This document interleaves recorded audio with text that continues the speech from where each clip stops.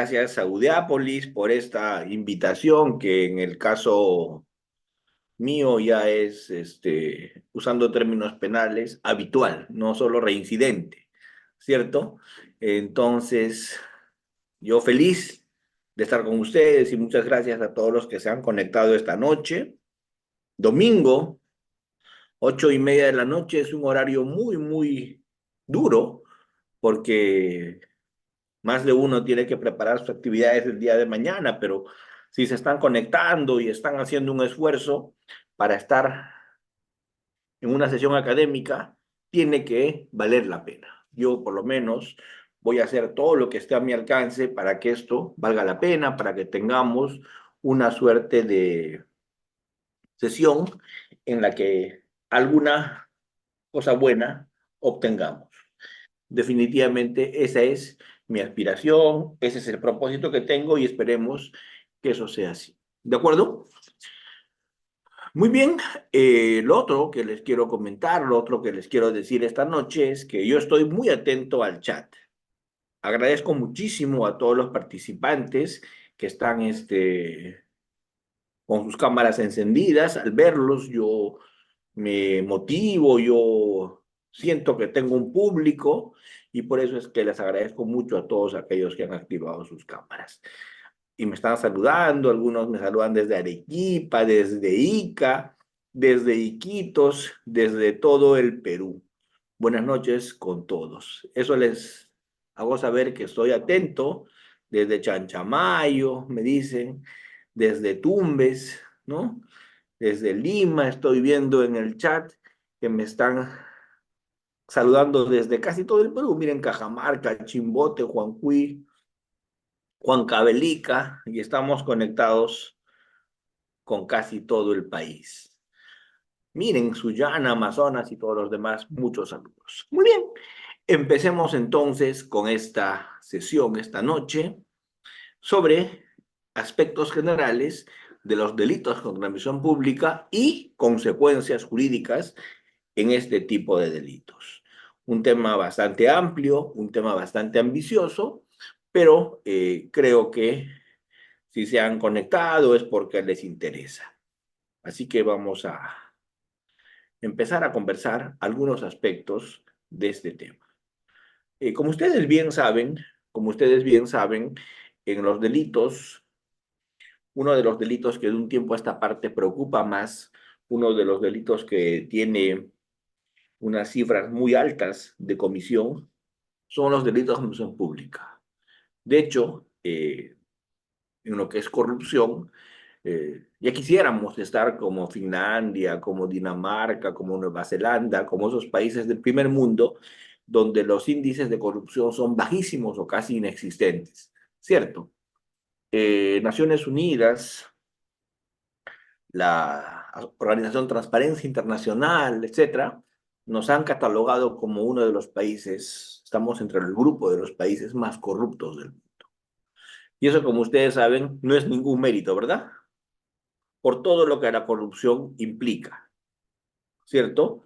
Estamos en una suerte de ojo de la tormenta, porque las encuestas también que se hacen a nivel nacional nos hace ver que Perú es un país donde a la gente le preocupa mucho los índices de corrupción. Entonces, por eso es que yo veo que Udiápolis, cuando hace estos cursos, es porque a la gente le interesa cómo se está enfrentando ese fenómeno, cómo se está enfrentando ese fenómeno, cómo estamos trabajando esta situación. Es, creo, un clamor popular, creo que todos aspiramos, todos buscamos a que en alguna medida, en algún momento, se pueda frenar este tipo de situación, pueda por lo menos paliarse los grandes niveles de corrupción en los que en este país nos estamos encontrando. Y si hablamos de consecuencias jurídicas de estos delitos, es curioso, pues, porque debo decir, debo manifestar en esta reunión pública que se está transmitiendo a nivel nacional, que pareciera que estos delitos en el Perú no se cometen. ¿Y por qué? La gente percibe la corrupción, la gente percibe las denuncias de corrupción, la gente percibe que esto se ha generalizado como un cáncer a nivel nacional. Sin embargo, esto no se condice con los casos judicializados y sentenciados por corrupción. ¿Me dejó entender? O sea, si nosotros nos guiamos por los casos sentenciados por corrupción en este país, condenados por corrupción en este país, y con gente que está cumpliendo pena efectiva por corrupción en este país, créanme que parecemos Finlandia, Nueva Zelanda, parecemos Dinamarca, parecemos el primer mundo. ¿Por qué? Porque no tenemos casos de condenas de corrupción. Pero la pregunta es, que no haya casos de condenas de corrupción en el Perú, que no haya muchos casos, sino muy pocos casos de condenas en delitos de corrupción en el Perú, nos hace creer que puede ser que el Perú no es un país corrupto, ¿cierto? Cuando es todo lo contrario, más bien lo que genera, perdonen que lo diga, pero lo que genera que no hayan condenas de corrupción es precisamente pues la corrupción misma, de acuerdo al poder que tienen los corruptos, que hacen que se aplique una suerte de derecho penal del amigo en temas de corrupción. No derecho penal del enemigo, sino derecho penal del amigo. Y los casos sean sobreseídos, los casos sean absueltos, los casos sean archivados. ¿De acuerdo? Entonces, esa es la paradoja. Tenemos un país en el que se respira corrupción, tenemos un país en el que la corrupción pública, privada, digamos, está casi generalizada, está, como dirían los antiguos, como una peste en este país, ¿cierto? Pero no hay condenas. Y ese es el gran problema. Ese es uno de los primeros temas que vamos a abordar hoy día. ¿Por qué no hay condenas por estos delitos? El otro tema al que yo me voy a ocupar es cuáles son los fines de las penas. ¿Cuáles son los fines de las penas? ¿Qué tipos de penas se aplican en estos delitos y por qué es que estos delitos son importantes en cuanto a su persecución? No sé si están viendo las PPTs que para la ocasión se han preparado, ¿sí? Un equipo de personas dirigidas por el doctor Rider Jacinto ha elaborado estas PPTs, ¿sí? Me dice que tienen una semana sin dormir por hacer las PPTs, entonces creo que va a tener que valer la pena estas PPTs, ¿verdad, doctor Rider? Afirmativo, doctor Frank. Muy bien, va a tener que valer la pena. Bien, entonces, estos delitos de corrupción de funcionarios que están ocurriendo en el Perú, como les había dicho, de una manera bastante recurrente, pero que no encuentran condenas, pero que no encuentran sentencias, es una preocupación fundamental que estamos abordando. Y es un fenómeno que pues está desde la constitución política del Perú normado que se tiene que combatir. Es un fenómeno criminal de mucha importancia en este país.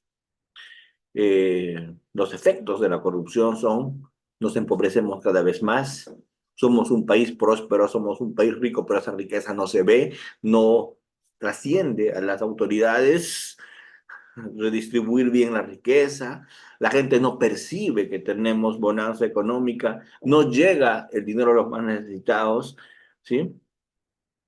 Se pierde la confianza en las instituciones y eso es algo que está generando bastante preocupación.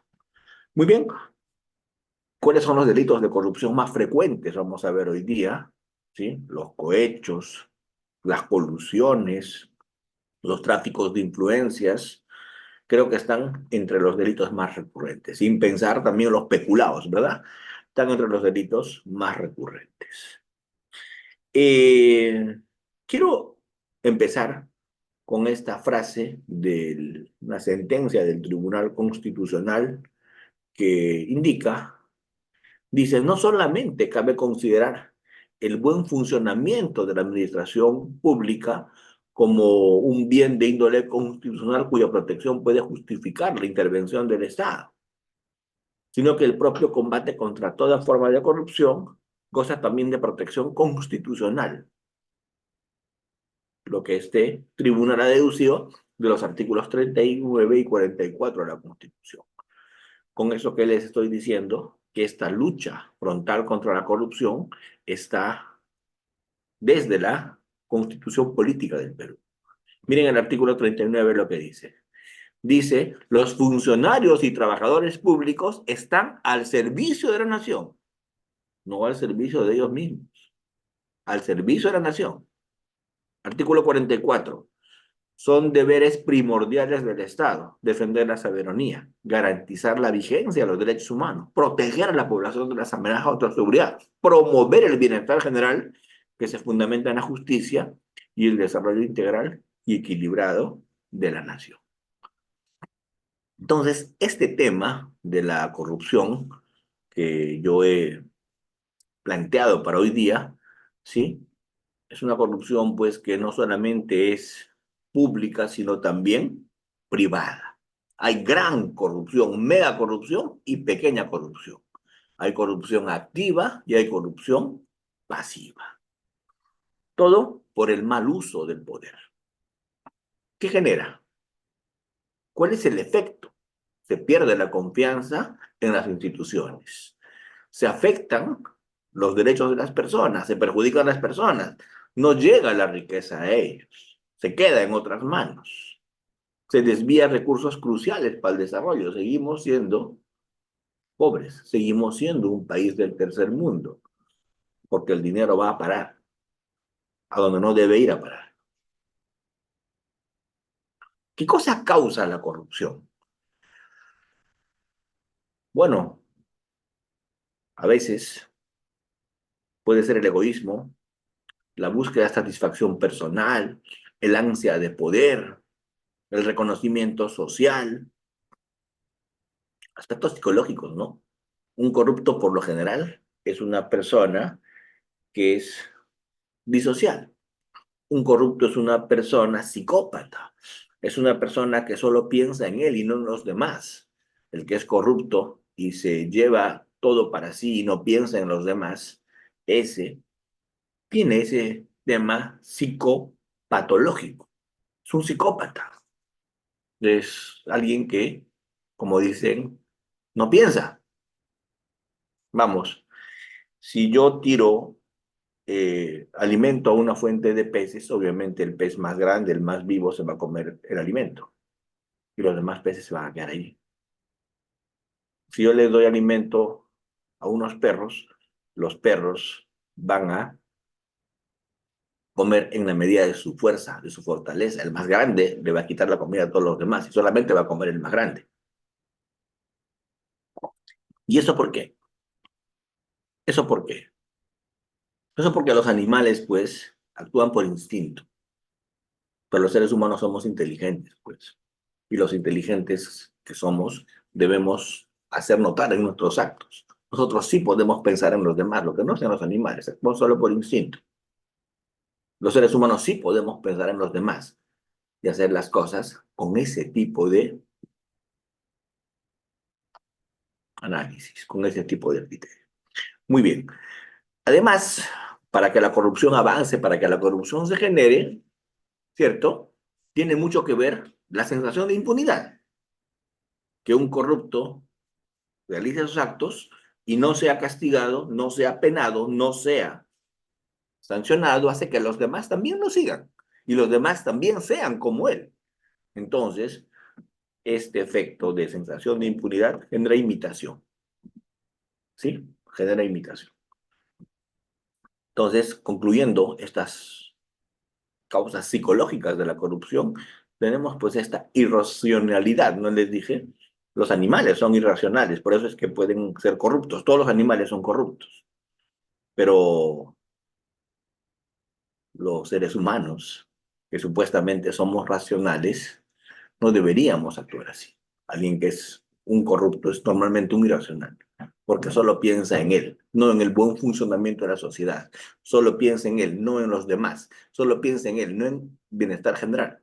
En el primer mundo, donde la gente es más racional, donde la gente es más culta, donde la gente comete menos corrupción, es pues porque hay un mejor desarrollo, es porque hay una mejor educación, porque hay un tema también cultural, ¿sí? Entonces, eso, todo eso cede. La vanidad, la satisfacción personal, las ansias de poder. ¿Qué cosa también propicia la corrupción? Factores objetivos que propician la corrupción. Cuando hay un marco legal débil, cuando hay leyes que se prestan para la impunidad, cuando hay normas con amplios vacíos, con amplias brechas, cuando los procedimientos son débiles, cuando los jueces son extremadamente garantistas, cuando hay falta de independencia, cuando se da la opacidad, la falta de transparencia en los procesos, ¿sí? El monopolio en la toma de decisiones, muy pocas personas toman decisiones. Todo eso pasa oscuro. Se centra las grandes adquisiciones, las grandes decisiones en solamente un grupúsculo de personas. Todo eso contribuye a que haya corrupción, ¿sí? Entonces, tenemos que mirar este aspecto desde sus causas, desde sus orígenes y los efectos que produce. ¿Cuáles son los efectos de la corrupción? Miren, según la Contraloría, el Perú pierde 23.000 millones al año por corrupción. Miren qué cifra tan fuerte. El Perú pierde anualmente 23.000 millones por corrupción. Solamente con esa cifra de la Contraloría. 23.000 millones se pierden al año por corrupción. Qué fuerte. Además de lo que les he dicho, que se genera desigualdad, se genera pérdida de confianza en el Estado, se deslegitiman las instituciones, se empiezan a generar climas adversos. Hecha esa introducción, ya vamos a entrar en lo que es la administración pública.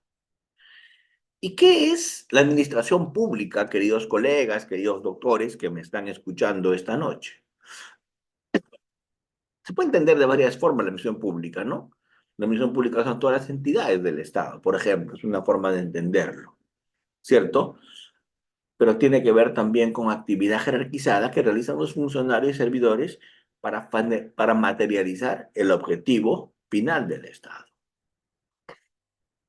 Y ahí viene el concepto de funcionario público, ¿no? ¿Quién es el funcionario público? Alguien que trabaja para el Estado, decían antes, ¿no? No, alguien que vincula al Estado con sus actos, alguien que brinda servicios públicos, no alguien que trabaja para el Estado. Eso quiero que se quiten ya de la mente. Antes se decía, es funcionario público aquel que trabaja para el Estado, independientemente de si es K728, 276, locación de servicios, etc. Hoy día no. Hoy día creo que hay que ser un poquito más amplios en esta definición y decir es funcionario público aquel que independientemente del régimen en el que se encuentre, ¿sí? Se encarga de brindar servicios públicos. Trabaja en la prestación de servicios públicos, bienes y servicios públicos, ¿sí? Y vincula al Estado con sus actos. Vincula al Estado con sus actos. Con esa lógica, podría ser funcionario también un notario, porque un notario brinda un servicio público, da fe pública, y vincula también al Estado por sus actos, hace escrituras públicas a nombre de la nación. Entonces, un notario también debería ser funcionario público, aun cuando el Estado no le paga, ¿ven? ¿Cierto? Un docente universitario también podría ser funcionario público, aun cuando es una universidad privada, porque también vincula al Estado con sus actos, da un título a nombre de la nación. Entonces, eso es importante. Estos funcionarios dentro de la administración pública se tienen que manejar dentro de un marco de ética, dentro de un marco éticamente fuerte, solvente. ¿de acuerdo? Se tiene que entender, se tiene que entender que la función pública es una función de servicio, es una función en la que no solamente se tiene que tener saberes jurídicos, no solamente se tiene que entender de la función, sino sobre todo se tiene que entender qué es eso, un servicio, ¿de acuerdo? Claro, independientemente de los fundamentos morales, religiosos que puedan haber, ¿sí? Pero todo profesional se debe a una deontología, se debe a unos valores, se debe a unos principios éticos que se tienen que aplicar. Muy bien. Por ejemplo, estamos el código de ética de la función pública. Por poner un ejemplo de una norma respecto a este tema. Por poner un ejemplo, estoy poniendo un ejemplo suelto de esto, ¿no? Y el ejemplo suelto de esto sería que se tiene que, según el Código de Ética, artículo 8, ley 27.815, se tiene que respetar la Constitución, las leyes, actuar con probidad, rectitud, honradez, honestidad, eficiencia, dar calidad en las funciones a cargo, ¿cierto? Tener idoneidad, esto es aptitud técnica, legal y moral, veracidad, autenticidad, lealtad, obediencia, fidelidad, solidaridad, justicia, equidad. Estos son algunos valores que demanda cumplimiento el Código de Ética de la Función Pública. ¿Sí? Muy bien. Estos delitos contra la administración pública son, como se dice, delitos especiales. Son delitos especiales, porque normalmente estos delitos de función pública, salvo el delito de cohecho, salvo el delito de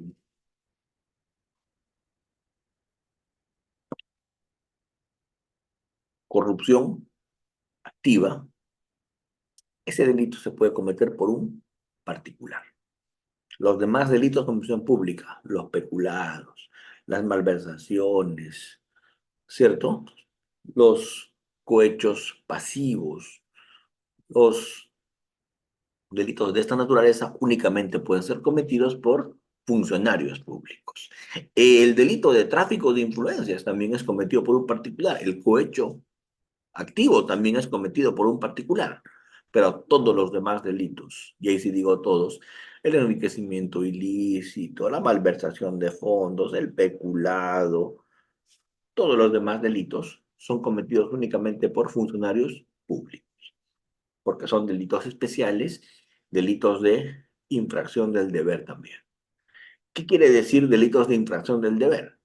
En este tipo de delitos se infringe un deber general, por ejemplo, en el peculado, no te apropies de lo que es ajeno, no te apropies de lo que no es tuyo, pero también se infringe un deber especial, extrapenal, basado en normas extrapenales, que dice que el funcionario tiene que cuidar ese bien porque está a su cargo. Entonces, ese funcionario no solamente se apropia, no solamente se adueña de un bien ajeno, se apropia, se adueña de un bien ajeno que él tiene la obligación de cuidar, que él tiene la obligación de preservar. ¿De acuerdo? Entonces, en esos delitos, ¿cierto? Solo lo puede cometer un funcionario o servidor público en cohechos, peculados, colusiones, negociaciones, abuso de autoridad, malversaciones, etcétera. Salvo en el tráfico de influencias y en el cohecho activo, que también lo puede cometer como autor el particular.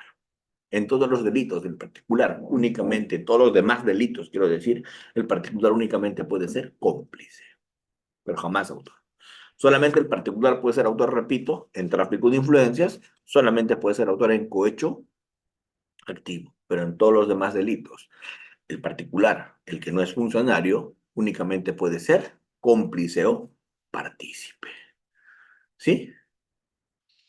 El artículo 45 dice, 425 dice, ¿a quiénes se considera funcionarios públicos? Es una larga lista que dice que a quiénes se considera funcionarios públicos. Dice, los que están comprendidos en la carrera administrativa, los que desempeñan cargos públicos de confianza.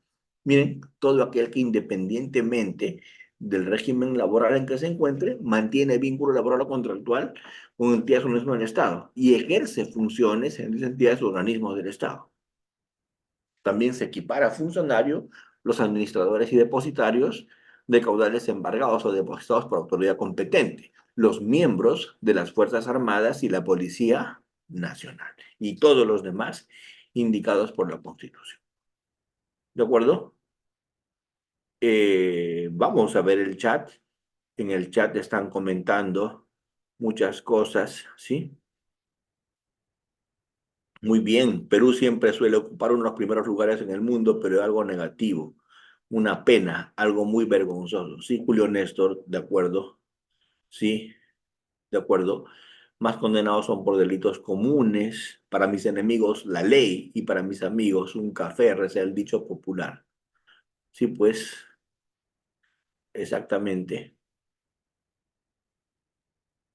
El derecho penal del amigo.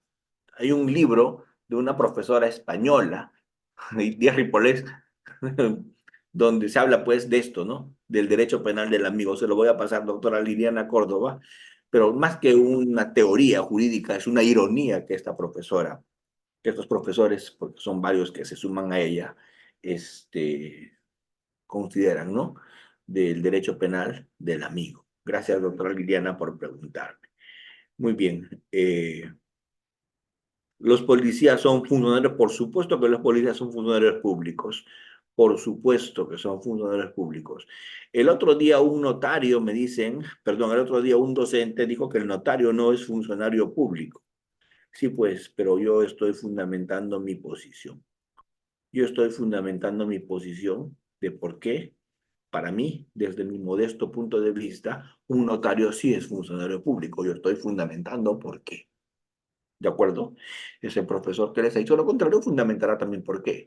Yo he dicho, un funcionario público es funcionario público por dos razones. Primero, porque brinda un servicio público, que es la fe pública, la fe pública. Y dos, porque vincula al Estado con sus actos. Entonces, es un funcionario público. Claro, los notarios son funcionarios públicos para todo lo que les conviene. Por supuesto que lo son para todo lo que les conviene, pero no para lo que no les conviene, que es para responder penalmente por sus actos. Para eso sí no son funcionarios públicos, ¿cierto? Pero para todas las que les conviene sí son. Y eso pues es absurdo, ¿verdad? ¿Cómo es que yo soy funcionario para lo que me conviene y no para lo que no me conviene? Pero es un tema de amplia discusión. Muy bien. ¿Qué bienes jurídicos se tutelan en estos tipos de delitos?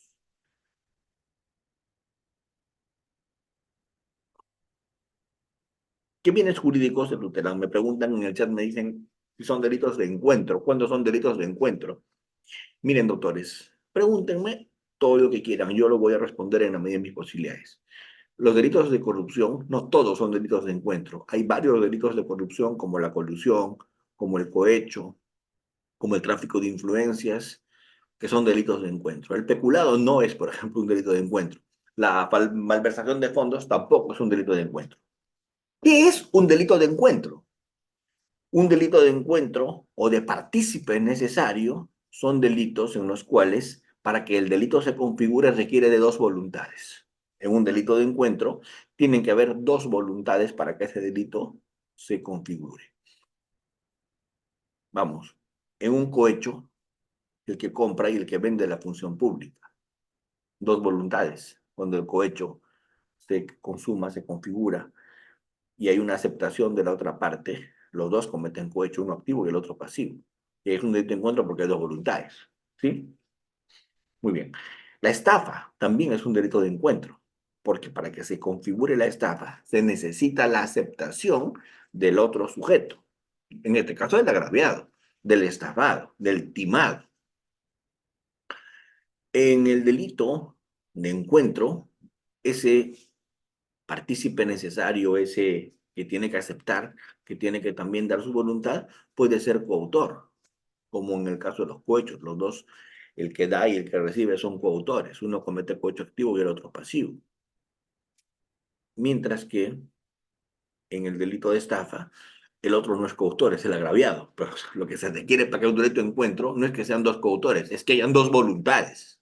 Y esa otra voluntad puede ser el agraviado, o esa otra voluntad puede ser un cómplice, o esa otra voluntad puede ser un coautor. Entonces, eso es lo importante de establecer en delitos de encuentro. Donde hay más consenso respecto a cuál es el bien jurídico protegido en este tipo de delitos, donde hay más consenso es que lo que en estos delitos se protege, lo que en estos delitos se protegería es el recto y normal funcionamiento de la administración pública.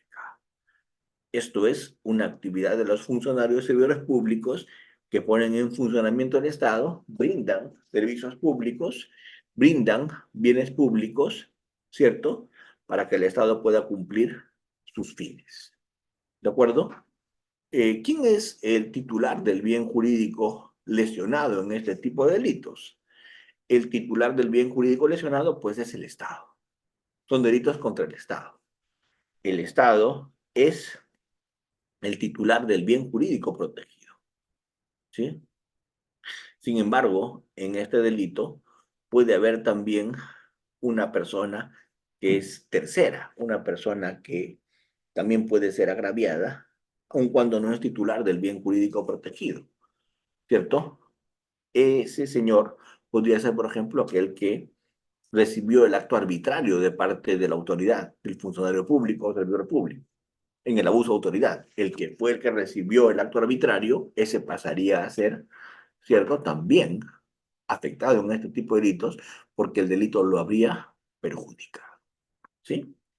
Sobre este tema ya se ha pronunciado la Corte Suprema que ambos pueden ser constituidos como actor civil para efectos de recibir una reparación o una indemnización.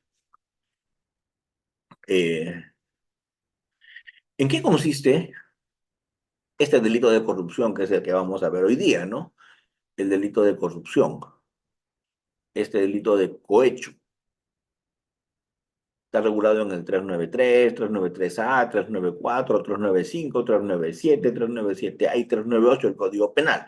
Son varios delitos en los que, para los efectos de entender mejor, para los efectos prácticos, se debe analizar estos delitos bajo el entendido de que es importante que existan en estos delitos del cohecho una compraventa de la función pública, donde cuando el que hace la oferta para la compraventa es el particular, es un cohecho activo.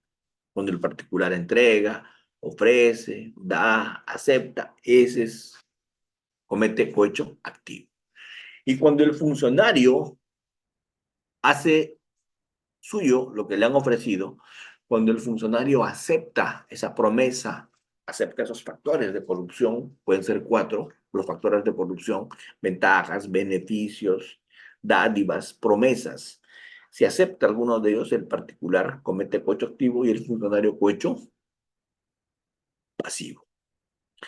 Entonces, dicho en términos figurativos, dicho en términos únicamente para efectos de expresión metafóricos, yo podría decir que es la compraventa de la función pública, porque el funcionario público acá compra-vende su función pública. Eh, como diría Manuel Kant,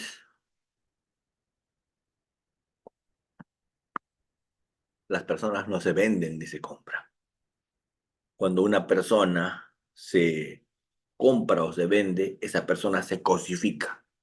Cuando vende su función, se cosifica. Entonces, una persona que se compra o que se vende, Kant decía en la crítica de la razón, es moralmente despreciable. Cuando compra-vende su función, esta persona es moralmente despreciable. Pero lo bueno de estos delitos de cohecho, lo que no pasa en el tráfico de influencias, lo que no pasa en la colusión, es que en los delitos de cohecho tanto el particular como el funcionario público responden a título de autor. Digamos, si me preguntan cuál es lo bueno de este tipo de delitos, es que tanto el particular como el funcionario tienen conductas en el Código Penal para que respondan como autor. Lo que no pasa en la colusión. El particular que concerta con el funcionario se queda en cómplice. Lo que no pasa en el tráfico de influencias. ¿Se entiende? Acá, en el delito de cohecho, tanto el particular como el funcionario público son reprimidos como autores. Uno de cohecho activo y el otro como autor de cohecho pasivo. Muy bien. Este cohecho pasivo propio está regulado en el 393 del Código Penal. Y es pasivo cuando es funcionario. Siempre recuerden. Pasivo, funcionario. Activo, particular. Repito. Cuando hablan de cohecho pasivo, estamos hablando del funcionario.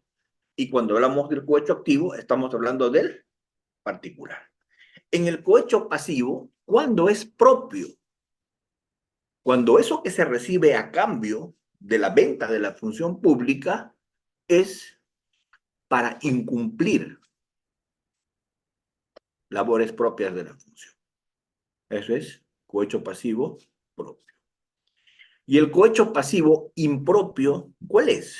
Ese que la ventaja, la dádiva, el beneficio se recibe no para incumplir, sino para hacer tu función. Pero no debiste recibir nada porque para eso el Estado te paga. ¿De acuerdo? Entonces, ¿cuál es el cohecho más despreciable de todos? Y que por ende tiene más pena. ¿Cuál es el hecho donde el grado del valor es mucho más fuerte del comportamiento? El cohecho pasivo propio, este que estamos estudiando, es el cohecho más grave de todos. ¿Por qué? Porque el funcionario público no solamente participa en una compraventa, sino participa en una compraventa incumpliendo deberes de su función. Esto es, participa en una compraventa de su función para hacer lo que no debería haber hecho. Ejemplo, dar una licencia de funcionamiento cuando no corresponde. Absolver cuando debía haber condenado. Eso es torcer su decisión. Miren cómo reza la norma. El funcionario o servidor público, el sujeto activo es únicamente el funcionario o el servidor público en este delito. ¿Y en qué consiste su comportamiento? Él no pide, pero acepta. Él no pide, pero recibe. ¿Qué cosa? Cualquier factor de corrupción. Promesa, ventaja, beneficio. ¿Sí? Cualquier factor de corrupción. ¿Pero para qué recibe ese factor de corrupción? Para realizar u omitir un acto en violación de sus obligaciones. O las acepta a consecuencia de haber faltado a ellas. Ya falté y recibo mi premio. ¿De acuerdo? Cuando todavía es más grave la conducta, cuando es el funcionario, no solo el que acepta, sino el que solicita. ¿Ven? O sea, la iniciativa de la corrupción parte del funcionario. La iniciativa parte del funcionario.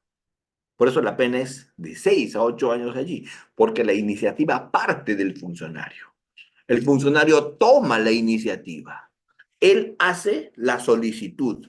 Ese funcionario pide directa o indirectamente este donativo, promesa, cualquier otra renta o beneficio. ¿Sí? Y el último supuesto es cuando el funcionario del servidor público condiciona el empleo o la entrega, el acto del cargo al empleo o la entrega de un donativo o de una ventaja. Muy bien, estos precedentes que estamos comentando acá, que estamos planteando, ¿cierto? Hasta ahora tienen vigencia. Hasta ahora tienen vigencia, hasta ahora se tienen que seguir repasando porque en estos precedentes se establece cómo se debe entender el término aceptar. Esto es admitir voluntariamente lo que se le ha ofrecido. ¿De acuerdo? Muy bien. ¿Cuándo estamos hablando de un cohecho impropio? 394 del Código Penal. ¿Cuándo estamos hablando de un cohecho impropio? 394 del Código Penal. Cuando este funcionario o servidor público acepta o recibe el donativo para realizar un acto propio de su cargo.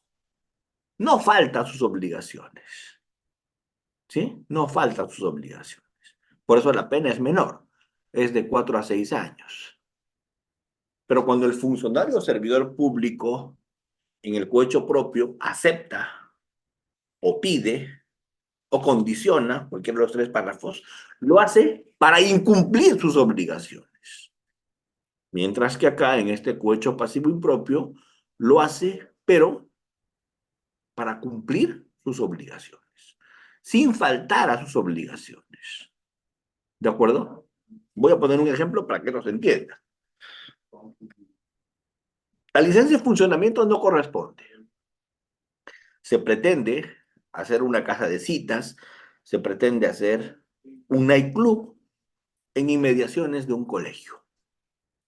Y de acuerdo con la zonificación, de acuerdo con los reglamentos de la municipalidad, no cabe dar licencia de funcionamiento para un nightclub en una zona escolar. Entonces no cabe. El funcionario debe desestimar la licencia de funcionamiento. Sin embargo, a este funcionario le dan una dádiva, le dan un beneficio o una ventaja, o le prometen algo, cualquiera, de factor corrupción. Y el funcionario, a partir de eso que le han ofrecido, da la licencia. Da la licencia. La pregunta es, ¿qué cohecho sería? Cohecho pasivo. ¿Qué tipo de cohecho pasivo? Impropio o propio. ¿Qué opinan en el chat? ¿Sería impropio o propio? Propio, absolutamente propio, porque está incumpliendo, está dando la licencia que no corresponde dar. ¿Y por qué está dando la licencia que no corresponde dar? Porque le han dado una dádiva, una ventaja, un beneficio, o le han hecho una promesa. Y por eso está dando lo que no corresponde dar. Propio porque incumple sus obligaciones. Excelente. Propio porque incumple sus obligaciones. Entonces, estamos en el primer párrafo. Aceptó la mordida, aceptó la coima, como le quieren llamar, de una manera mucho más campechana. Aceptó la mordida, aceptó la coima para incumplir sus obligaciones. El segundo párrafo es más grave aún, porque no solamente incumple sus funciones, sino para incumplir sus funciones, pide, él solicita. Y eso es más grave. Él lo solicita. El funcionario va y le dice al que pide licencia, tu licencia no corresponde, no cabe, no hay forma, estás cerca de un colegio. Sin embargo, yo podría darte esa licencia si me vuelves socio vitalicio mientras dure ese negocio y yo pueda ir a atenderme y recibir prestaciones de las señoritas kinesiólogas las veces que yo necesite. ¿De acuerdo?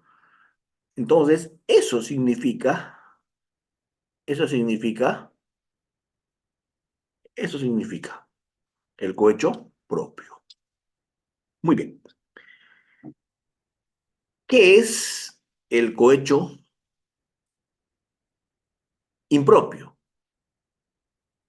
El cohecho impropio es el funcionario solicita, el funcionario acepta, pero sin incumplir sus obligaciones. Pero no debería haber aceptado porque para eso le pagan. No debería haber aceptado porque para eso recibe un sueldo. No debería haber aceptado, pues para eso él es un funcionario público. pero acepta. En el mismo ejemplo, la zonificación permite hacer un nightclub, permite hacer una casa de citas en ese lugar, es posible darle la licencia, procede la licencia, pero el funcionario, para darle la licencia, le pide una coima, le pide una dádiva. ¿Ese qué será? Ese será un cohecho impropio. Impropio. ¿Por qué? Porque la licencia correspondía, se le tenía que dar. Lo que no se le debía es pedir plata, lo que no se le debía es pedir un beneficio, una ventaja, pero sí correspondía a la licencia. Por lo tanto, es cohecho pasivo impropio. Más grave es cuando el funcionario es el que solicita, y menos grave es cuando el funcionario no solicita, pero solamente acepta. La pregunta que les hago a todos mis casi 500 participantes esta noche es, ¿por qué? ¿Por qué es más grave? ¿Por qué es más repudiable el cohecho? ¿Cuándo es más repudiable el cohecho? ¿Cuándo es más grave el cohecho? ¿Cuándo tiene mayor reproche el cohecho? ¿Cuándo esa conducta tiene más desvalor? ¿Cuándo? Cuando es el funcionario el que solicita, cuando es el funcionario el que solicita, y solicita ¿para qué? Para incumplir su función. Ese es el más grave de todos. A ver, vamos a poner un ejemplo más. Un ejemplo más. Vamos a poner un ejemplo más para que esto se termine de entender.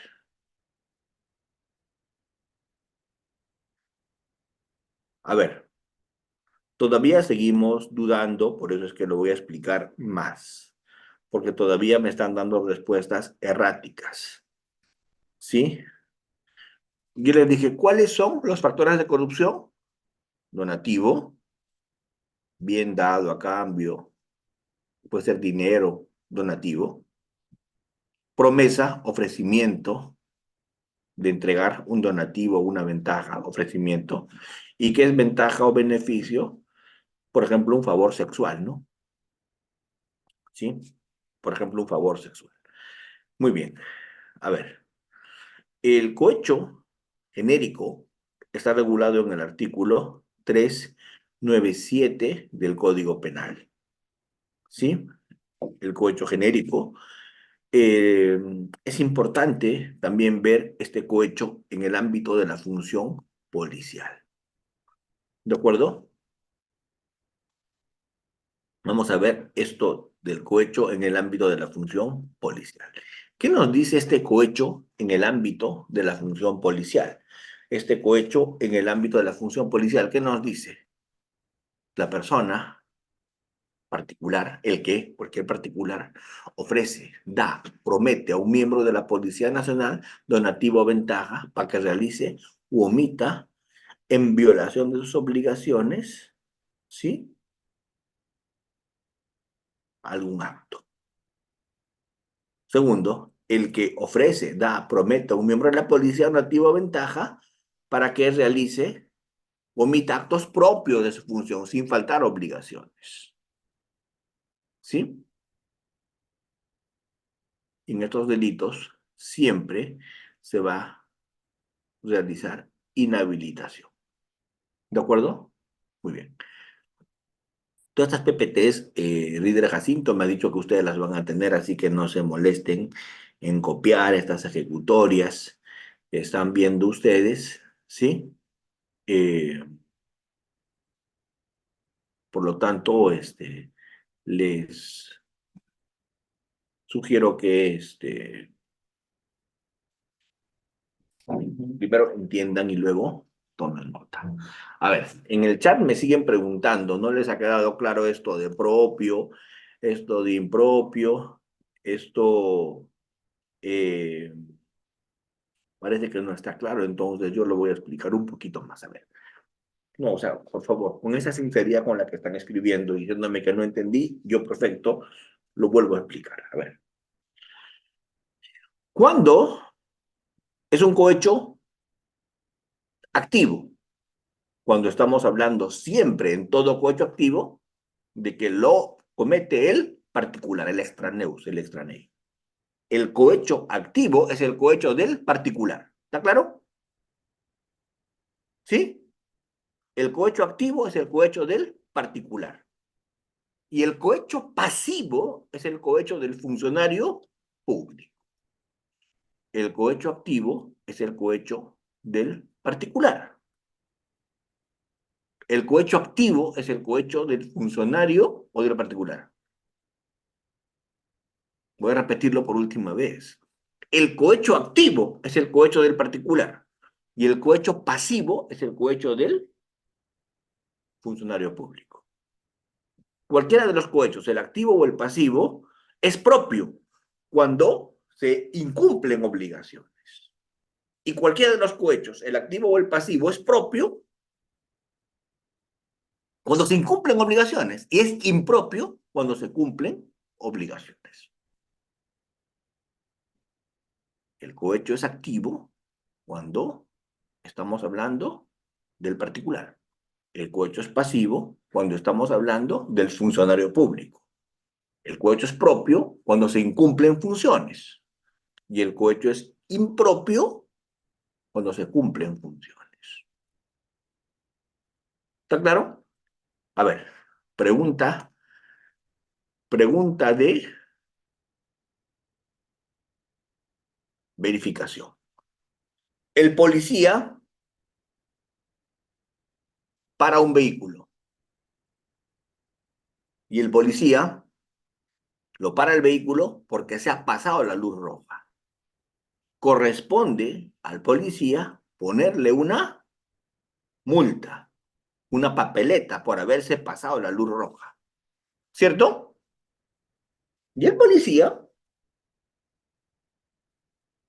solicita una dádiva de 100 soles para no ponerle la papeleta. ¿De acuerdo? ¿Qué cohecho sería? Dígame en el chat. ¿Qué cohecho sería?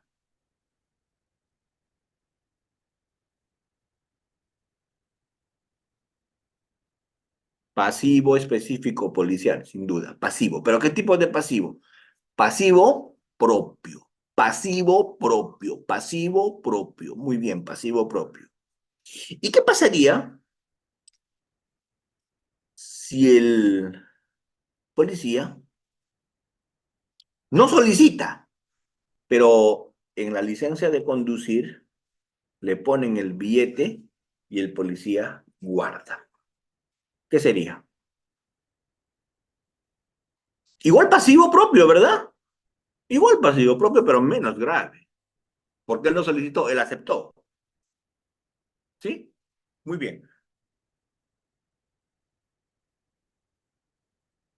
¿Qué tal si el particular le pone la plata en el brevete para que no le pongan la papeleta? ¿El particular qué cometería?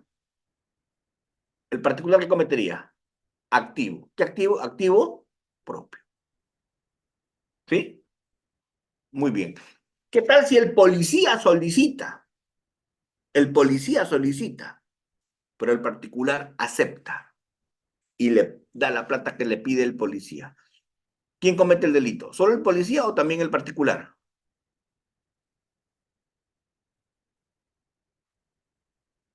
Ambos, los dos. Uno activo y el otro pasivo. Muy bien. Doctores, he puesto un ejemplo del policía, pude haber puesto del fiscal, pude haber puesto del juez, pude haber puesto del árbitro, pude haber puesto del que pude haber puesto. Funcionario de la municipalidad, director municipal, jefe de abastecimiento. Pude haber puesto el ejemplo que sea, por favor, no estoy hablando. Únicamente, por poner un ejemplo, dije policía. No sean sensibles si alguien se siente ofendido. No es mi intención. ¿Sí? Pude haber puesto cualquier ejemplo. Muy bien, continuemos. En autoría y participación, yo les he dicho, el sujeto activo calificado que va a cometer este tipo de delitos, ¿sí? El sujeto activo que va a cometer este tipo de delitos, solo es alguien que está vinculado de manera funcional, está vinculado de manera normativa, tiene un vínculo administrativamente establecido, normalmente, en el MOF, en el ROF, etcétera. ¿De acuerdo? Por eso es que tiene un deber extrapenal. Por eso es que es un delito de infracción del deber, el delito de administración pública en algunos supuestos, porque tiene un deber extrapenal que hace más grave su comportamiento. ¿De acuerdo? A ver, cuando yo tengo bajo mi poder un bien y me lo adueño, olvídate del funcionario público. Yo tengo en mi poder un bien, que no es mío, pero lo tengo en mi poder. Yo lo estoy en este momento custodiando. Yo soy depositario de ese bien y me lo apropio. En general, ¿qué delito cometería? Díganme en el chat. ¿Qué cometería si me adueñé, me apropié de algo que lo estoy cuidando y no es mío? ¿Qué cometería? Apropiación ilícita. Muy bien, porque es genérico, ¿verdad? Apropiación ilícita. Muy bien.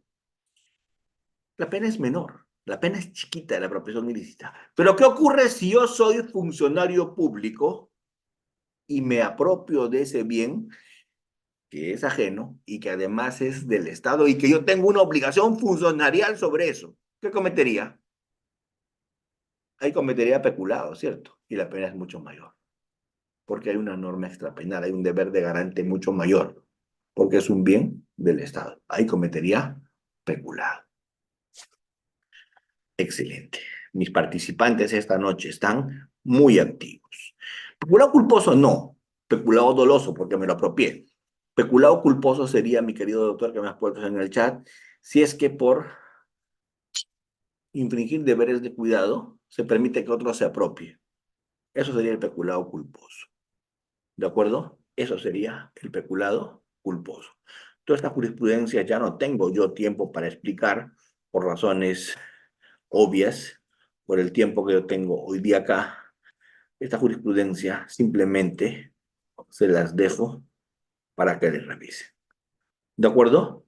Muy bien. Pero hay algo que yo quiero mencionar porque para mí sí es muy importante mencionar antes de que me gane el tiempo, antes de que me gane la hora. Hay algo que yo sí quiero mencionar. Es que estos delitos funcionariales se pueden cometer por acción y también se pueden cometer por omisión. ¿De acuerdo? Se pueden cometer por acción y también se pueden cometer por omisión. ¿Cuándo se pueden cometer por omisión? En supuestos de omisión impropia, porque un funcionario público tiene un deber de garante. Y como tiene un deber de garante, puede responder por omisión impropia si es que no evita lo evitable, siendo evitable. ¿Qué es? ¿Qué es la omisión impropia? La no evitación evitable por parte del garante. La no evitación evitable por parte del obligado. Eso es omisión impropia. Y artículo 13 del Código Penal lo regula. Y en delitos funcionariales puede incurrirse en omisión impropia y cometer ese tipo de delitos cuando yo no evito lo que era evitable y tenía el deber de garante. ¿Sí? Muy bien. Claro, el superior no va a responder de todo, sino de lo que es evitable, de lo que es directo. Debemos manifestar que en algún momento se puso muy de moda por algún asesor de estos funcionarios, algún asesor legal, que les aconsejó y les dijo, delega tus funciones, ¿cierto? Entonces, ¿qué hacía el presidente del gobierno regional? ¿Qué hacía el alcalde cuando asumía un cargo? Todo lo que era de responsabilidad lo delegaba a uno u a otro. Lo delegaba todo. Y delegaba todo y ellos hacían lo que querían. Y cuando hacían lo que querían, él decía, traicionó mi confianza, yo no tengo nada que ver. Mentira, estaban jugando en pared. pero era la fórmula que habían encontrado para que el alcalde nunca se vincule. ¿De acuerdo? Delegar su función. Entonces, afortunadamente, la Suprema, afortunadamente, la doctrina, afortunadamente, esos abogados que no prostituyen su profesión, defendiendo esos intereses, creando este tipo de teorías, sino esos abogados correctos, esos docentes correctos, esa gente académicamente impecable, sacó pues la teoría de que así deleguen su función, siguen teniendo el deber de garante. Así deleguen su función, era su función, ellos tienen el deber de garante. Y si no verifican, y si no fiscalizan, y si no controlan, responden también. O sea, el delegar no lo sacude de responsabilidad. El delegar no lo sacude. El delegar no le quita responsabilidad. Delega sí, delega, pero delegar no te va a librar de responsabilidad, porque era tu responsabilidad. El pueblo te eligió para eso. ¿Se entiende? El pueblo te eligió para eso. Si tú lo delegaste, igual vas a responder. Si tú lo delegaste, igual tienes la obligación de verificar, de velar, de verificar, de salvaguardar. ¿De Doctor, acuerdo? doctor Frank, dispénseme, ¿le puedo ayudar a compartir? Porque agregué las últimas diapositivas que me faltaban, no sé si recuerdo, de las Ya consecuencias. está, ya está, ya está. En este momento, doctor, le ayudo. Ahí está, doctor. Yo le ayudo a compartir. Usted me dice y sigo pasando las diapositivas. Ya está, pero me han hecho una pregunta muy bonita. Sí, Dice, doctor. a pesar de haberse identificado al corrupto directo y sin ninguna participación del homicidio, a pesar, doctor, porque normalmente la forma de trabajar en estos casos, ¿cuál es? Te delego, te delego, te delego. Tú haces todo eso y a mí me das mi tajada. Tú te metes en las peores corrupciones y a mí me das lo que me corresponde. Pero eso sí, si algo sale mal y tú caes, tú solito asumes responsabilidad. ¿Se entiende? A ver, repito. Carlos, ¿me estás entendiendo mal, Carlos? Carlos, ¿me estás entendiendo mal, Carlos? Yo no estoy diciendo que el alcalde, no estoy diciendo que el alcalde asuma por todo lo que pasa en la municipalidad. Yo no estoy diciendo que el presidente del gobierno regional asuma por, vamos, no estoy diciendo que el alcalde deba responder por la pateadura que le dio el vigilante, el sereno, al ambulante. No. No estoy diciendo que el alcalde responda por lo que el director de fiscalización cobró en una esquina. No estoy diciendo eso, por favor. Perdónenme por no haberme sabido explicar. Mil disculpas por no haberlo explicado claramente. Lo voy a repetir. Lo que estoy diciendo es que las funciones que tenía el alcalde, para las cuales fue elegida, las funciones que tenía el presidente del gobierno regional, para las cuales fue elegido, sus funciones, que las delegó, primero no debería delegarlas, porque para eso lo elegimos. Pero las funciones que delegó, Larry Miguel, no estoy hablando pues, de logística, lo de logística no es función del alcalde. Vuelvo a repetir, las que tiene el alcalde, las que tiene el presidente del gobierno regional, las que están en los reglamentos, que tiene el alcalde. El alcalde nunca va a delegar lo que no tiene como función, pues. Para delegar tengo que tener yo la función o no. Pregunto. Para delegar tengo que tener la función. Yo no voy a delegar lo que no tengo, pues. Yo delego la función que tengo. Si no es mi función, ¿cómo voy a delegar? Yo delego lo que tengo como función. Eso delego. Sí. Lo que yo delego no es que no lo pueda delegar, lo puedo delegar, pero respondo por lo que delegué, porque era mi función supervisar eso.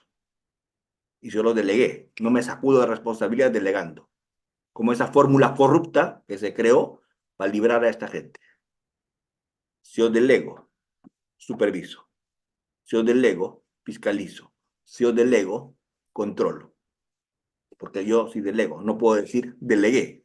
Llamar rata al que se llevó la plata, ¿cierto? Y decir sorprendieron mi confianza. No, señor, no es tan fácil. ¿De acuerdo? No es tan fácil. Así que todos esos corruptillos de pacotilla que crearon estas salidas, entre comillas, legales, se fueron de traste, pues, ¿no? El principio de confianza es otra cosa. Y en el caso de Jorima, el principio de confianza fue pésimamente aplicado, porque yo no confío cuando hay un contexto caótico. Yo no confío cuando no hay condiciones para confiar. A ver, voy a explicar algo muy simple. ¿Qué pasó en el caso de Jorima que ustedes mencionan? ¿Qué ocurrió? ¿Qué ocurrió? Y esto es cómico. No estoy contando un chiste, advierto. El que se quiere reír, ríase. Pero no estoy contando un chiste. ¿Qué ocurrió en ese caso que están comentando de Ayacucho, de Jorima? ¿Qué ocurrió? El caso de la compra de material de, de material de retroexcavadoras, caterpillars, trailers, para desastres naturales. ¿Qué ocurrió allí? En el caso de Jorima. Una compra millonaria se hizo de esa maquinaria pesada. Y se hizo una compra millonaria con declaración de emergencia y adjudicación directa. Así se compró. Millones en ese caso. No se hizo concurso público. Muy bien, ¿recuerdan? No se hizo concurso público. Se hizo una compra millonaria declarando emergencia con adjudicación directa. ¿Qué dijo el señor Ojorima? Dijo, mi, mi asesor legal me dijo que se podía. Y yo confié en él. Yo confié en mi asesor legal. Principio de confianza. Y la Suprema lo entendió así. Yo confié.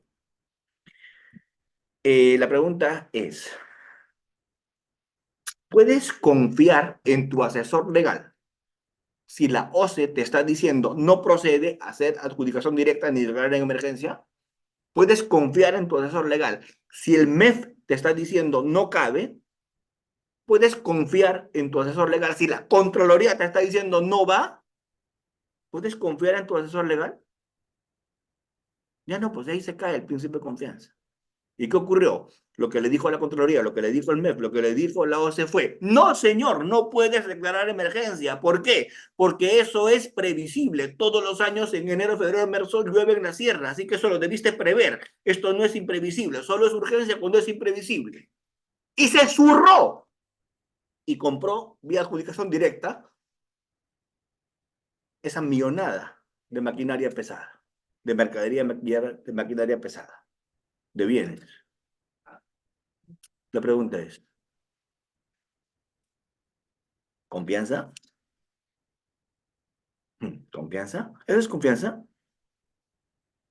Esto es como si el cirujano que va a operar, esto es como si el cirujano que va a operar ve que su anestesiólogo viene borracho, cayéndose, vomitando en el quirófano. Y dice, yo confié en que anestesió bien. Es lo mismo. Si yo tengo 3 informes de las más importantes entidades del Estado en mi mano izquierda y el informe de asesor legal en mi mano derecha, la pregunta es, ¿en quién confío? ¿Puedo confiar en mi asesor legal Si estas instituciones me están diciendo, como dice Luis Alba, si no le hubiera dicho a la OCE, si no le hubiera dicho a Contraloría, por supuesto que debe confiar en su asesor legal, pero si le dijo las demás instituciones no va, ¿está para confiar? ¿Ven? Ahora entienden por qué de la corrupción en este país, ¿no? ¿Sí? ¿Sí? Bueno, me preguntan, yo respondo. Me preguntan y yo respondo. Porque si de algo me caracterizo es de decir y fundamentar lo que digo. Muy bien, líder Jacinto, avanza por favor. Avanza por favor. Muy bien. Esto de la autoridad mediata en aparatos organizados de poder es un tema muy interesante, pero que deberíamos.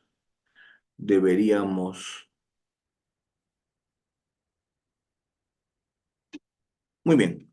Esto es lo que les decía. La omisión impropia. La omisión impropia o llamada también comisión por omisión. Comisión mediante una omisión.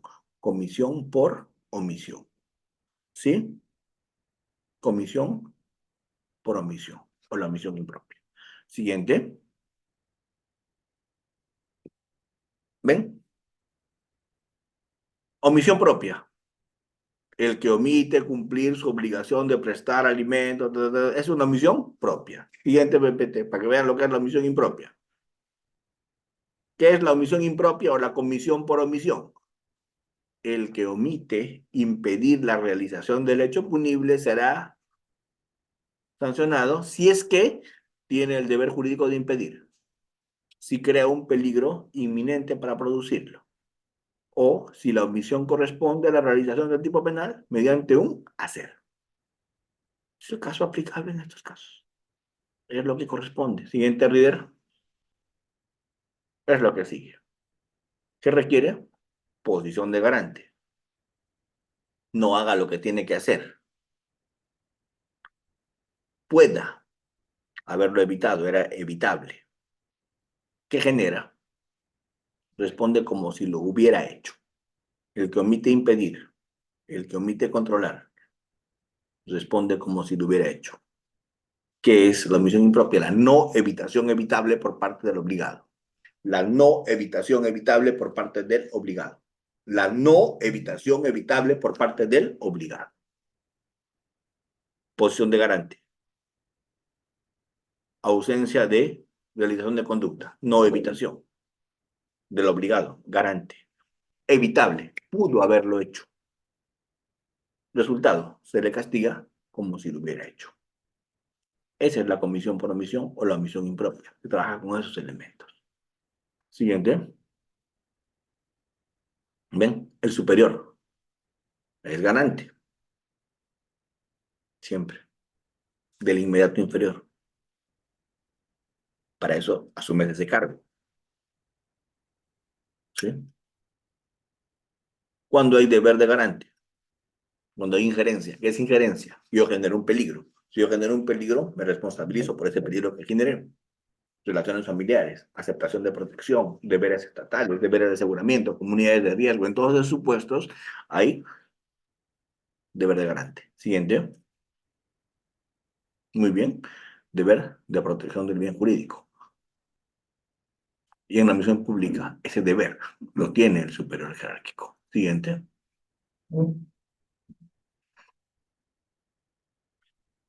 ¿Qué tenemos que mirar? Los reglamentos, los MOF, los ROF. ¿Qué tenemos que mirar? Las normas de cada institución para ver cuáles son las funciones del superior. En qué casos el superior es garante y en qué casos no. Siguiente. Felizmente, toda misión pública está normada. Entonces, alguien jamás en la misión pública puede decir, no era mi función, porque los roles de todos están normados. Siguiente, por favor. Líder.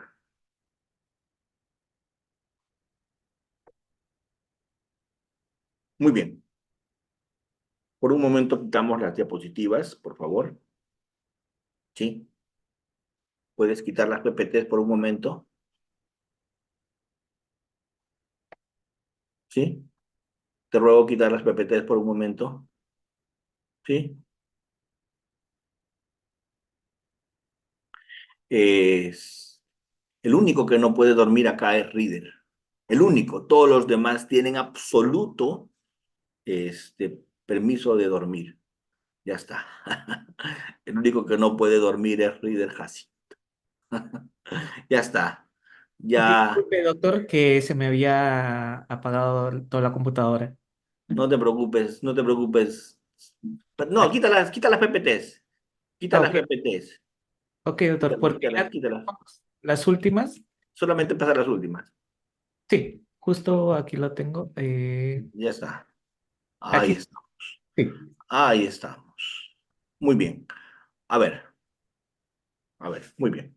Las consecuencias jurídicas. Vamos a ver rapidito el tema de las consecuencias jurídicas ya puntuales, ¿no?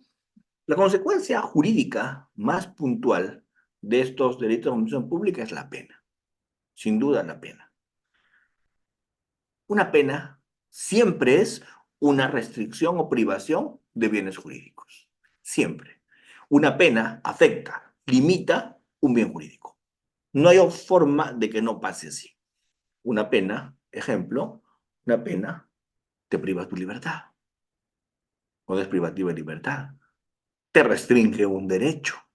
Cuando es restrictiva de derechos. Una pena de multa afecta a tu peculio, porque la multa no es sobre bienes ilícitos, sino sobre tus bienes lícitos, entonces te castigan días de multa. ¿De acuerdo? Entonces, una pena siempre es una restricción o privación de un bien jurídico.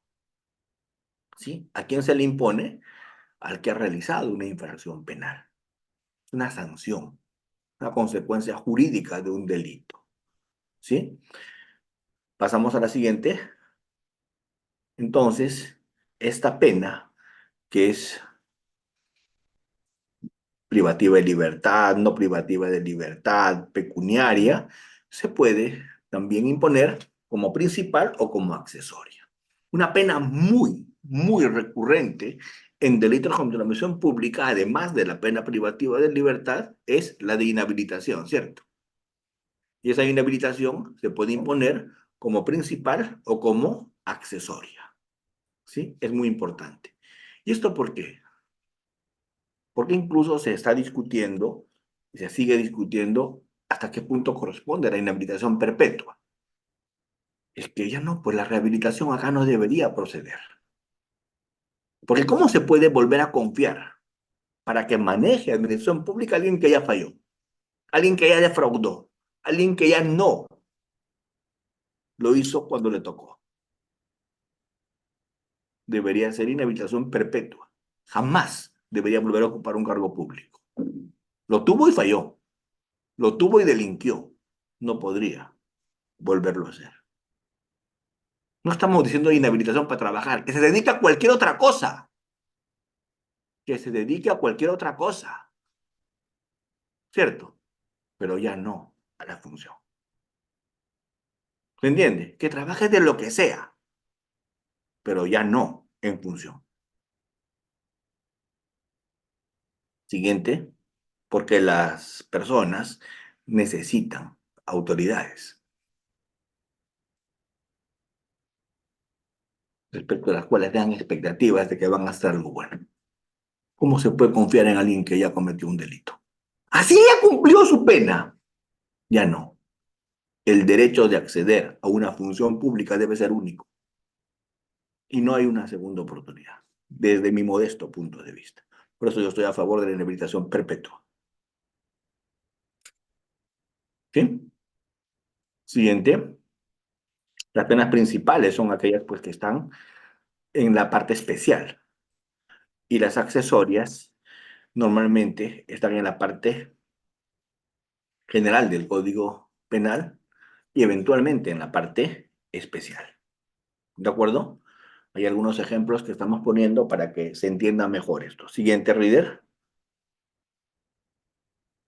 Muy bien. Las penas se les puede poner como únicas, se les puede poner como conjuntas o se les puede poner como alternativas. ¿Cuándo hay una pena única? Por ejemplo, en el homicidio simple, el que mata a otro será reprimido con pena privativa de libertad no menor de 6 ni mayor de 20 años, pena única. O pena conjunta, ¿cierto? Pena más inhabilitación. Más inhabilitación. Acá como accesoria del artículo 36.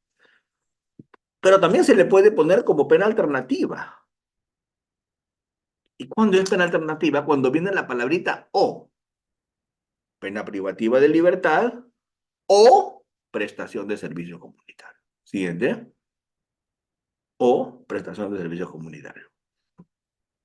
Los delitos de corrupción se castigan con penas privativas de libertad, ¿cierto? Los delitos de corrupción, siguiente, se castigan con penas también de multa y también con pena de inhabilitación. Estas son las penas más recurrentes para estos delitos. Siguiente. Sácame las PPTs por un segundo, Reader, por favor, te ruego. Muy bien. Muchas gracias a los que siguen con sus cámaras prendidas. Muchas gracias. Muy bien. En los minutos que nos quedan, vamos a hacer una pequeña síntesis de todo lo que hemos hablado respecto a consecuencias jurídicas de este tipo de delitos. Vamos a hacer una pequeña síntesis. ¿Sí? Muy bien. La consecuencia jurídica en estos delitos más importante es la que hemos visto, que es la pena. ¿De acuerdo? Que es la pena. Pero no es la única consecuencia jurídica, porque otras consecuencias jurídicas también están allí y son, por ejemplo, el comiso. ¿El comiso es una consecuencia jurídica muy importante en este tipo de delitos o no? ¿Por qué? Porque todo lo que el funcionario adquirió ilícitamente se le tiene que comisar. ¿De acuerdo? O se le tiene que extinguir dominio. ¿De acuerdo? Por una sencilla razón. Porque no se puede adquirir patrimonio, porque no se puede adquirir propiedad con delito. Doctor, está el nombre de él en el registro público, sí, estará su nombre, dominará eso, pero no es propietario, porque no se genera propiedad con actos ilícitos. Artículo 140 del Código Civil. Para que el acto jurídico exista, ¿qué se requiere? Fin lícito. Y lo que se ha obtenido con delito es un acto jurídico nulo, nunca nació. ¿De acuerdo? Por lo tanto, esa propiedad que tú tienes no existe. Por eso en la ley no se dice expropiación, se dice extinción de dominio. No te están expropiando, te están quitando, ¿qué? Están extinguiendo tu dominio que tienes sobre el bien, pero no están expropiando, porque nunca fuiste propietario. Eso que tienes en registros públicos inscritos es una ilusión, porque ese acto jurídico nunca siquiera nació. ¿De acuerdo? ¿Qué están haciendo? Te están, te están extinguiendo el dominio que tienes sobre el bien. No te están expropiando, porque eso nunca fue tuyo. Porque ¿cómo lo adquiriste? Con delito. ¿Estamos claros? Es una consecuencia jurídica de estos delitos.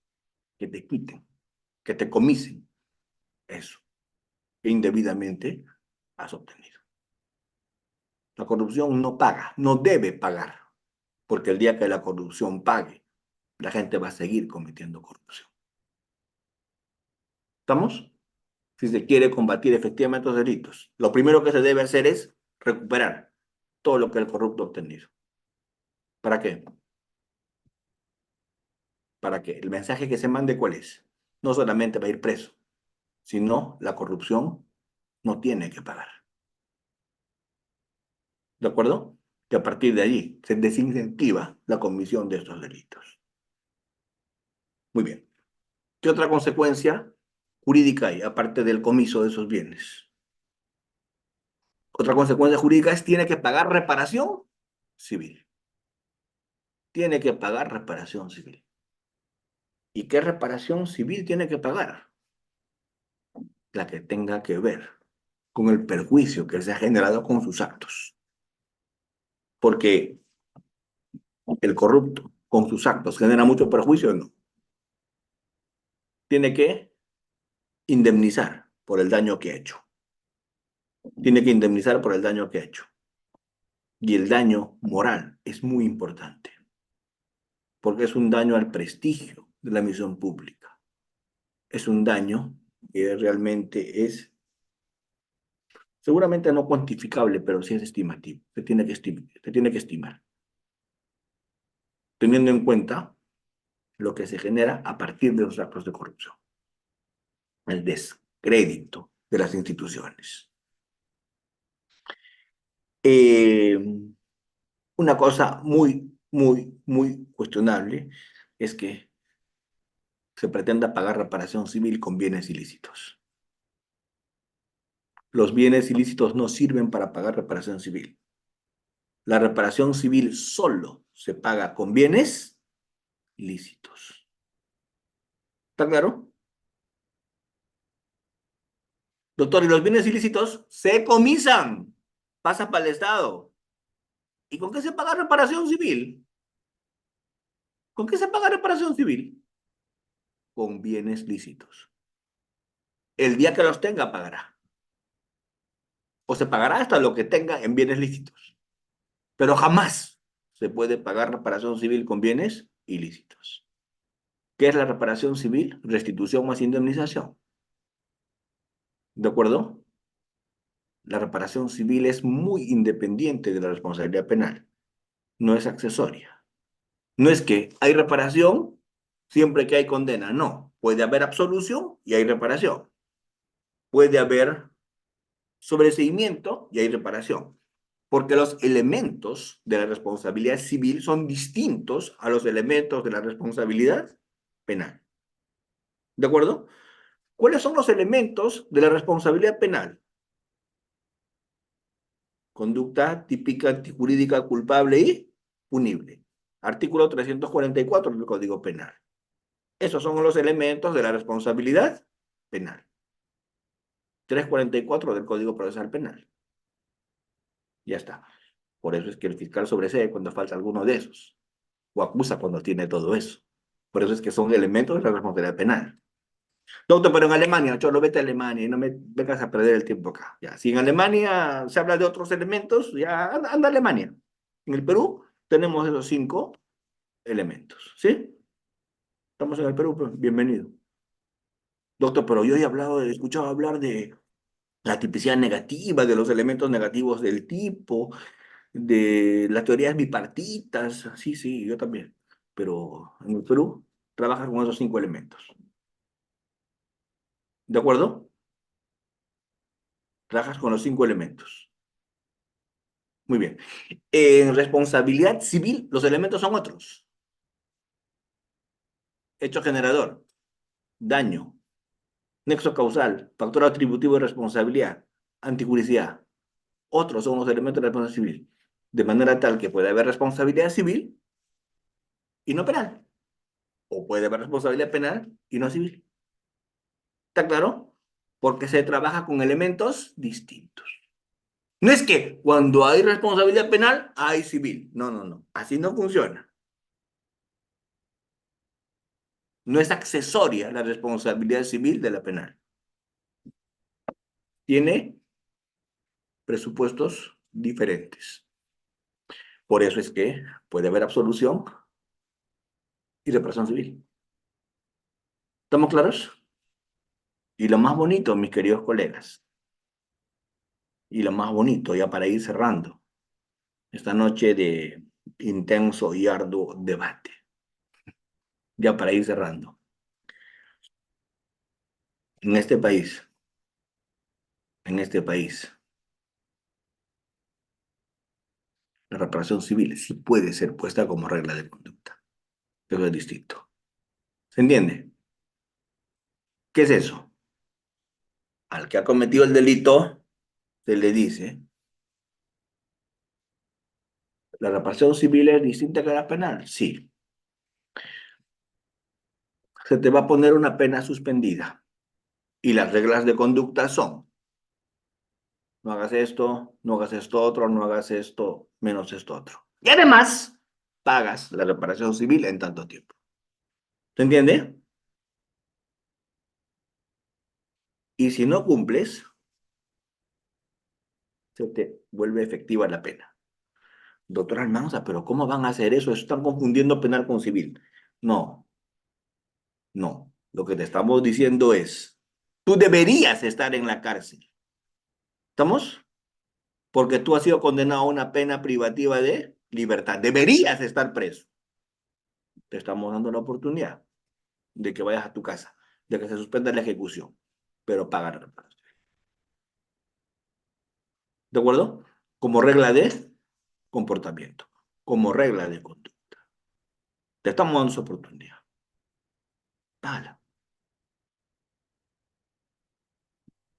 Legalmente no hay prisión por deudas. Eso es bien bonito, ¿no? Acá no te estamos mandando a la cárcel por deudas, simplemente te estamos diciendo una cosa que es muy interesante. Te estamos diciendo, no has cumplido reglas de conducta. ¿De acuerdo? A ver, y qué bonito esto de la prisión por deudas. Me has hecho acordar de me has hecho acordar de un tema muy interesante, un ridículo que yo hice. Siempre comento que en mi vida he pasado varios papelones, ¿no? Normal, cuando uno es académico, es estudioso, a veces equivocarse. Normal. Pero el peor papelón de todos los que yo pasé en mi vida, ¿cuál fue? Cuando estaba en el Reino Unido y estaban explicando cómo es que ellos hacían con lo indebidamente apropiado por los funcionarios públicos. ¿Se entiende? O sea, lo que el funcionario había robado, ¿cierto? Y en el Perú yo les decía, en el Perú no es que en el Perú no devuelven, se quedan con todo lo que se han quedado, con todo lo que se han apropiado. Y ellos me decían, pues el primer mundo, pues. Y ellos me decían, acá sí devuelven. ¿Me entienden? O sea, yo qué les decía, en el Perú no devuelven, ¿cierto? Ellos que me decían, acá sí devuelven. ¿Cómo así? Les preguntaba. Y me decían, fácil, pues se cuantifica. ¿Cuánto se ha llevado? Se ha llevado 250.000 euros y le damos una semana para que lo pague, para que lo entregue. Y si no, les decía yo, ¿y si no lo paga? Y ellos me decían, si no lo paga, eso se lo convierte en cárcel. 50.000 euros para arriba, 5 años de cárcel, 100.000 euros, 10 años de cárcel, 150.000 más, 15 años de cárcel. Se le convierte en cárcel. Entonces ahí viene el papelón que yo hice, el ridículo que yo hice. Levanté la mano. En el Perú no se puede hacer eso porque en el Perú no hay prisión por deudas, dije yo. Ellos se tiraron al piso como si hubiera contado un chiste. Y me dijeron, acá tampoco hay prisión por deudas. ¿Y quién te ha dicho que eso es deuda? Eso es vómito negro. Eso es devolución de lo indebidamente apropiado. Eso no es deuda. Yo, plop, así como Condorito, plop. Papelón, ¿verdad? Papelón, papelón. Porque en el Perú nos hacen creer eso los corruptos. Pues en el Perú los corruptos que legislan, los corruptos que están en el poder nos hacen creer eso, que eso es deuda. Eso no es deuda, pues hasta en la universidad me habían enseñado mal. Me habían dicho que eso es deuda. Y eso no tiene ni la D de deuda. La deuda viene de un acto jurídico, de un contrato, ¿o no? ¿Qué de deuda hay en eso? ¿Se entiende? ¿Qué de deuda hay en eso? ¿Ven? Algún día en este país vamos a tener ese tipo de normas, como las tienen en el primer mundo.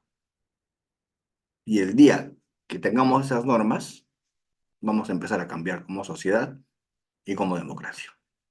Muchas gracias, doctores.